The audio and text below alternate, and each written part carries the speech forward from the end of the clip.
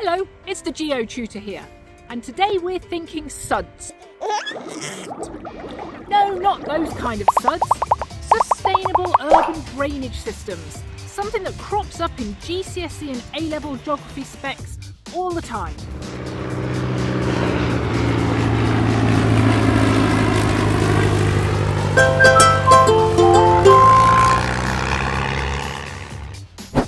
SUDS are designed to mimic nature.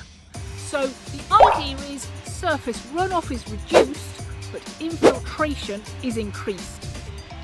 All new housing developments are required to include SUDS as part of their planning.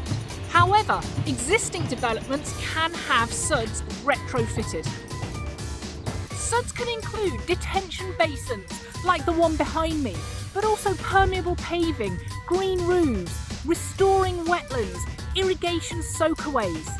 So why are SUDS so good?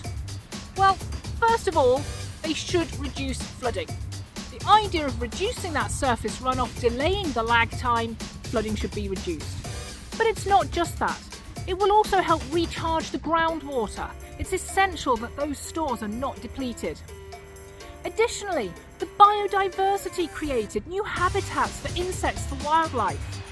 And finally, socially, the quality of life for people in these new housing developments should be improved. They have an area where they can gather as a community, walk their dogs, chat to each other. Open water features like the one behind me are the most effective way to reduce flooding.